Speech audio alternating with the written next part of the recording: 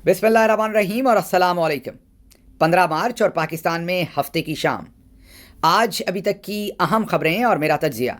आज की बहुत बड़ी खबर, सदर ट्रंप एडमिनिस्ट्रेशन ने 43 कंट्रीज़ के ऊपर वीज़ा या ट्रैवल बैन लगाने का फ़ैसला किया है और इस लिस्ट को छापा है न्यूयॉर्क टाइम्स ने।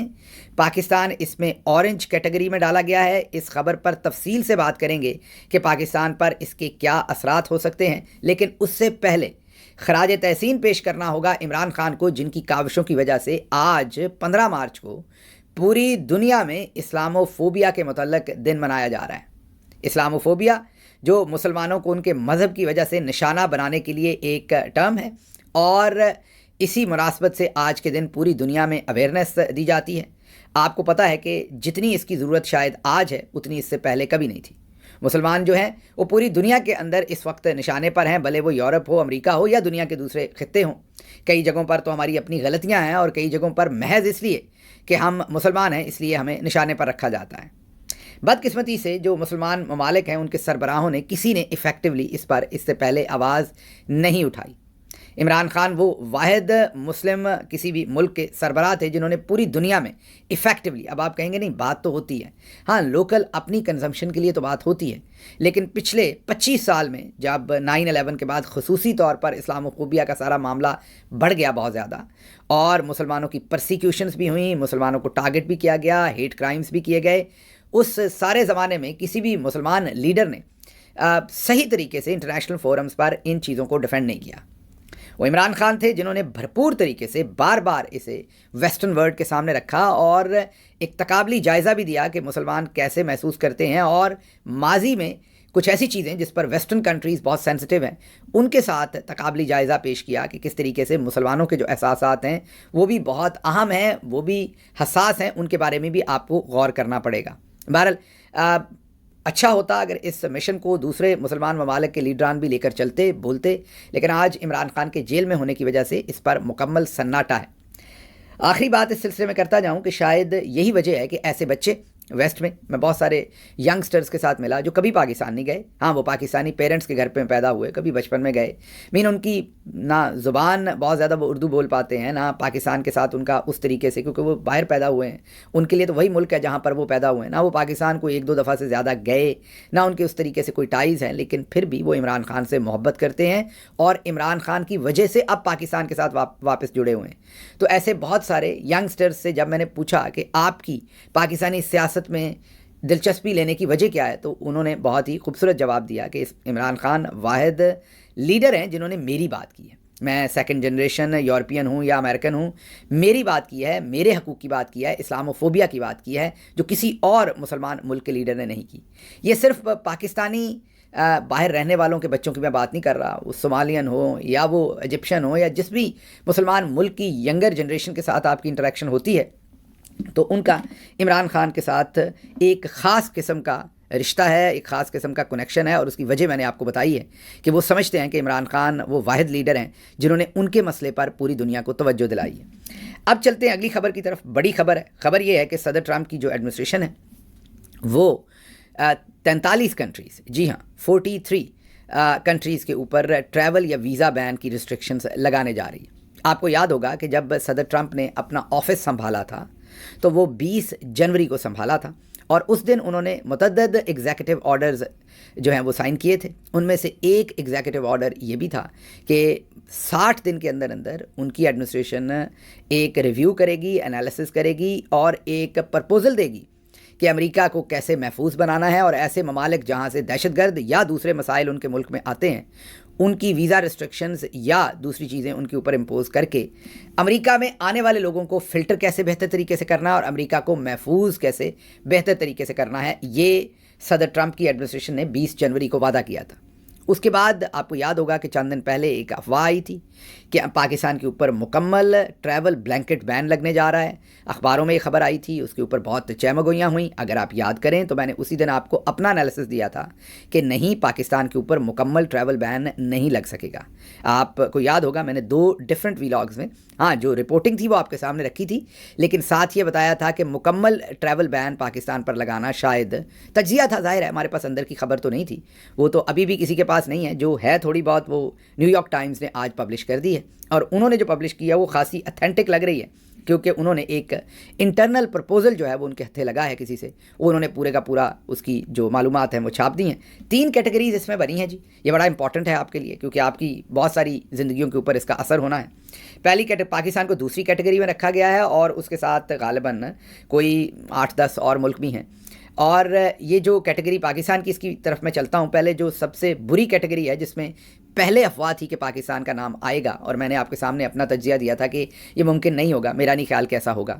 تو پہلی کیٹیگری میں Afghanistan, Bhutan, Cuba, Iran, Libya, North Korea, Somalia, Sudan, Syria, Venezuela, Yemen, یہ وہ ملک ہیں جن کے اوپر مکمل ٹریول بین ہوگا، مطلب کوئی اکا دکا کسی کو اگر ٹریول کی اجازت، کوئی ڈپلومیٹ ہوں یا کسی بھی طرح سے، لیکن اوور آل ان کے ہاں سے ویزاز جو ہیں وہ نہیں دیے جائیں گے، اور ان کو اس کیٹیگری میں ڈالا گیا ہے کہ جس کے مطابق اگر یہاں سے لوگ تشریف لے کر آئیں گے امریکہ میں، تو امریکہ کو جو ہے وہ خطرہ ہو سکتا ہے۔ تو یہ ریڈ کیٹیگری ہے، اور یہ ابھی اناؤنس نہیں کیا ٹرمپ ایڈمنسٹریشن نے۔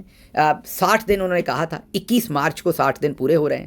اب یہ 21 مارچ کے بعد کسی وقت بھی، یا اس سے پہلے بھی، آج کے دن سے آنورڈ یہ کسی وقت بھی اناؤنسمنٹ اس کی فارمل ہو سکتی ہے۔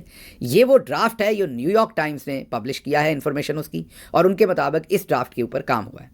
دوسری لسٹ جو ہے وہ اورنج لسٹ ہے، جس میں ویزاز شارپلی ریسٹرکٹڈ، یہاں پر ٹریول بین نہیں ہے جیسے ہم نے آپ کو بتایا، ویزاز ایشو کرنے میں اب ریسٹرکشنز ہوگی، مطلب کہ ویزا ایشو کرنا مشکل کر دیا ہے، بالکل ایسے ہی جیسے پچھلے چند مہینوں سے یا سال سے دبئی نے پاکستانیوں کو ویزا ایشو کرنا مشکل کیا ہوا ہے، اسی طریقے سے سعودی عرب نے، اور امریکہ نے تو بہت پہلے سے، کوئی آسان ویزا تو نہیں ہے امریکہ کا، لیکن اب اس میں اور بھی زیادہ جو ہے وہ مشکلات کر دی جائیں گی، جیسے کہ ابھی بھی آج کل بھی بہت سارے انڈینز کو 10 سال کا ویزا مل جاتا ہے جب آپ وزٹ ویزا کے لیے اپلائی کرتے ہیں۔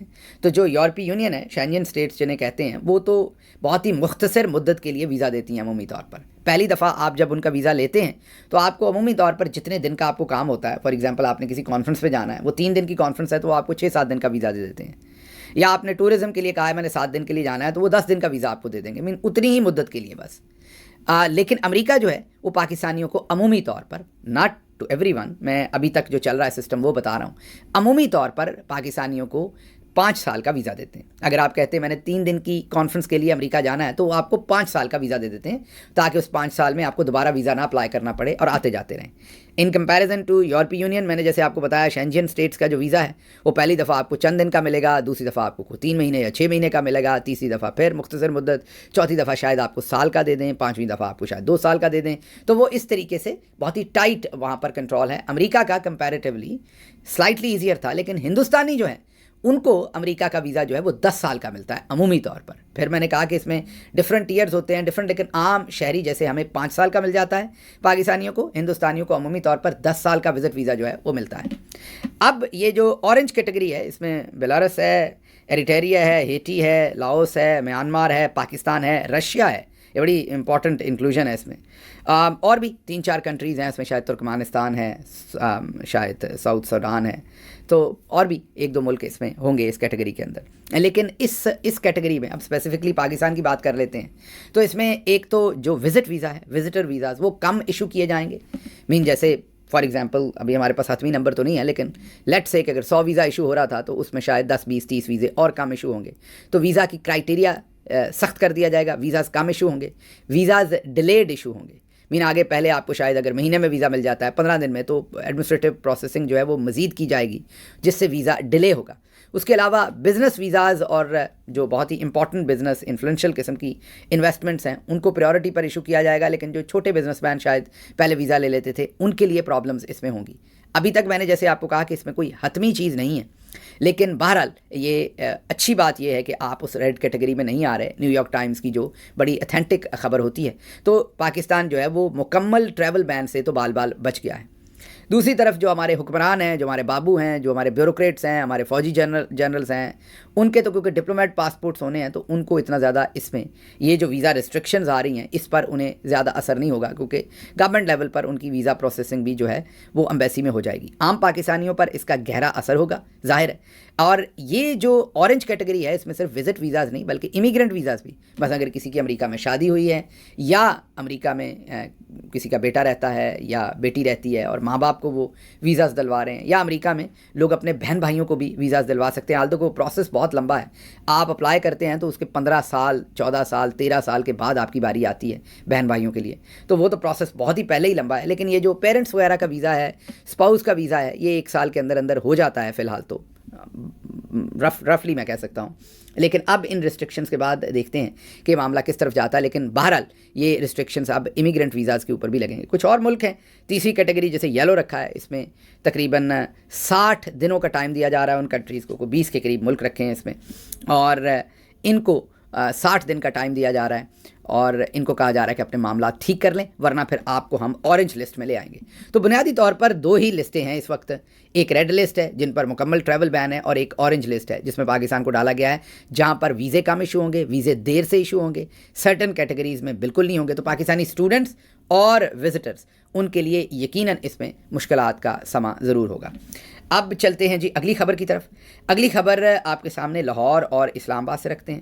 آپ کو ہم نے بتایا تھا عمران کشور جو کہ ایس ایس پی ہیں اسلام آباد لاہور میں پنجاب پولیس میں, اور ڈی آئی جی کی پوزیشن کے اوپر کام کر رہے تھے. آپ کو بتایا تھا کہ انہوں نے تمام جو برے کام تھے وہ چودھری نظام الدین کے کہنے پر کیے تھے. عمران خان کا گھر توڑنا, ان کے گھر پہ جا کے بدتمیزی کرنا, گرفتاری کرنا, اس کے بعد بڑی ہی اوفینسو قسم کی پریس کانفرنسز کرنا, 9 مئی کی جے آئی ٹی کو ہیڈ کرنا, معصوم لوگوں کے اوپر بے گناہ ان کو جیلوں میں رکھنا, ان کے اوپر الزامات لگا دینا. یاد کیجئے کشور صاحب اور وہ جو میڈم رولکس تھیں, یہ اکٹھے ہی پریس کانفرنسز کیا کرتے تھے اور کہتے تھے کہ ہمارے پاس irrefutable ایویڈنس ہے.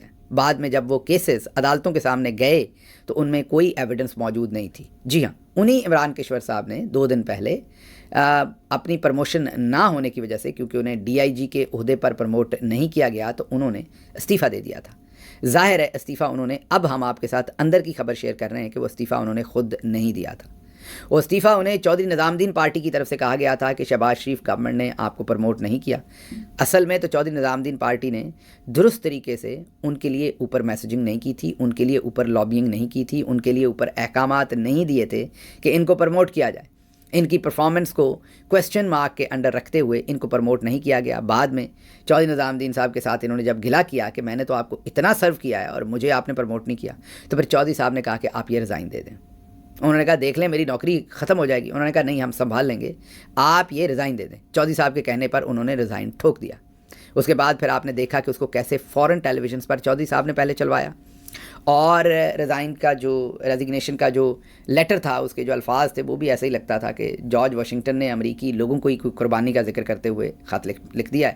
بھاری بھرکم خط تھا, جب تک آپ نیچے نام نہ پڑھیں تو کسی کرانتیکاری کا خط ہی وہ لگ رہا تھا. بہرحال اب انفارمیشن یہ ہے کہ چودھری صاحب کے کہنے پر جو سی سی پی او لاہور ہیں اور آئی جی پنجاب ہیں, انہوں نے ان سے ملاقات کر کے ویزا واپس لینے کی, ویزا کہہ دیا ریزائن واپس لینے کی, ویزا ہی ہے ویسے تو ان کے پاس چودھری صاحب نے لگایا ہوا, ریزائن واپس لینے کی ان سے ریکویسٹ کی ہے.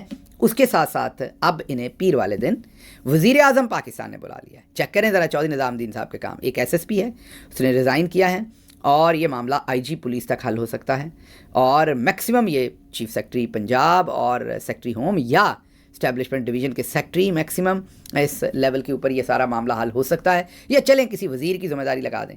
لیکن اب چودھری صاحب اپنے جن لوگوں نے ان کے لیے برے یا اچھے کام کیے ہوتے ہیں, برے کیے ہوتے ہیں یوزلی, ان کو پھر پروٹیکٹ کرتے ہیں, ان کے سر پر ہاتھ رکھتے ہیں اور دوسروں کو میسیجنگ کرتے ہیں کہ دیکھیے ہم جو بندہ ہمارے کہنے پر غیر قانونی کام کرے گا پھر ہم اس کا نقصان نہیں ہونے دیں گے. تو اب عمران کشور جو ایک ایس ایس پی ہیں, اور ان کو اب سیدھا ہی لے کے جایا جا رہا ہے پرائم منسٹر آف پاکستان کے پاس. انہوں نے انہیں خود بلا لیا ہے. اب پرائم منسٹر ابھی آپ کو کہہ دیں گے کہ پرائم منسٹر ان سے وعدہ کریں گے کہ آپ کی پروموشن پر انصاف کے ساتھ کام ہوگا اور ہم ریویو کریں گے, آپ استعفیٰ واپس لے لیں. ہم ابھی آپ کو بتا دیتے ہیں کہ پیر والے دن وہ استعفیٰ واپس لے لیں گے, اور پیر نہیں تو 2-4 دن بعد لے لیں گے, اور ان کو پروموشن بھی ملے گی اور ان کا ریویو بھی ہوگا. تو یہ چودھری صاحب کا کھیلا ہوا نیا کھیل ہے. اکثر ہی کھیلتے ہیں, یہ کوئی پہلی دفعہ تو نہیں ہے لیکن اکثر ہی کھیلتے ہیں. اچھا جی آگے چلتے ہیں. اس سے پہلے کہ اور بھی خبریں تھیں آج, ابھی تک آئی ایم ایف کا سٹاف لیول جو ایگریمنٹ ہے وہ پاکستان کے ساتھ نہیں ہوا. فرسٹ ریویو پر $7 بلین مزید ملنے ہیں. آئی ایم ایف سیٹسفائیڈ نہیں ہے, جو بہت ساری چیزیں کی ہیں.